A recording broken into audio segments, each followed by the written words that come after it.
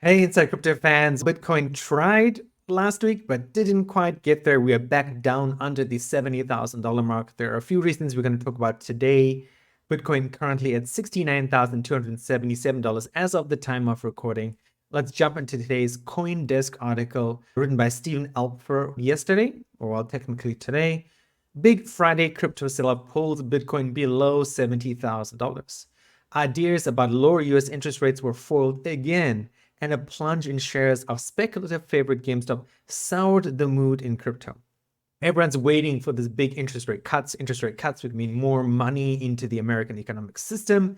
That does not happen, and there's a big reason why. We'll get into that later in the article. Of course, Jimmy, right? GameStop, AMC. Again, if you're not familiar with it, I highly suggest you check out Andre H's video. There's a bunch of people talking about it. Go watch Roaring Kitty's video as well.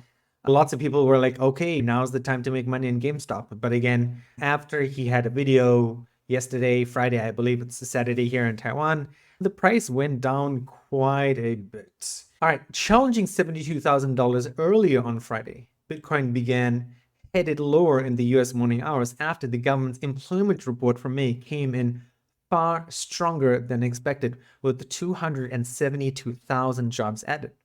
That seemingly dashed hopes for an imminent interest rate cut by the Federal Reserve, sending interest rates and the dollar sharply higher. So most of you are thinking like, oh my God, the American economy added more jobs than expected. Isn't that a good thing? Shouldn't Bitcoin be going up? Shouldn't the stock market be going up? Basically, adding more jobs means that inflation is not where it is to be, right? So basically, companies are still hiring. Companies are still offering wonderful salaries. We need more people, right? We need more people are going to be earning money and they're going to be spending money, which again makes the inflation rate harder than what it needs to be. Or the economy doesn't need the economic stimulus that a rate cut would give. So this is why you're looking at this number, and some of you who are not into economics or finance or business would be like, okay, this is amazing, this is good, everything should be going well. Unfortunately, this is just another sign for Jerome Powell from the Federal Reserve. Yep, now is not the time to cut interest rates. You know, a lot of people were speculating, yes, there's going to be an interest rate cut in September, like 3 months later. Now, with this news, right, maybe it's like going back to one of our researchers on the 21 Shares Analyst Call said, maybe we might not get an interest rate cut in 2024 at all. That being said, this week was an amazing week for the Bitcoin spot ETFs, right? They were on like a record number of inflows. So they were on a record number of inflows. The spot ETFs on Thursday completed an 18th consecutive day of inflows, a streak not even accomplished during the frenzied price increases of February and March.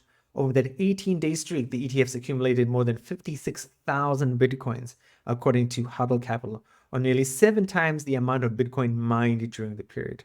So let's explain that, right? As we know, since the Bitcoin ETFs came about, they've been buying more Bitcoin than the miners have been able to produce, which is producing some pressure, right?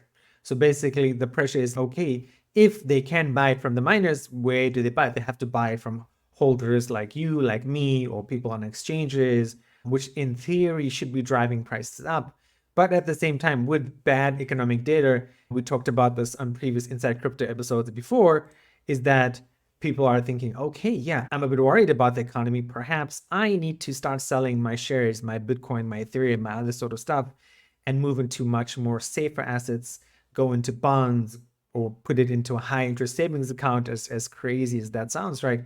But again, we're thinking, we have to think of this in the traditional mindset, right? This is not your typical crypto degenerate mind, right? Where it's, I've got to earn the most money, the most possible. I'm used to 1000% yield farming rates, right? These are people who have typical 80-20 portfolios or 30-70 portfolios or 85-15 portfolios or whatever you want to do it, right? That's where you have to think about this. I think Bitcoin's fine, right? I still saw stories today when I was looking at what news story to cover that, yeah, people are still expecting 85,000.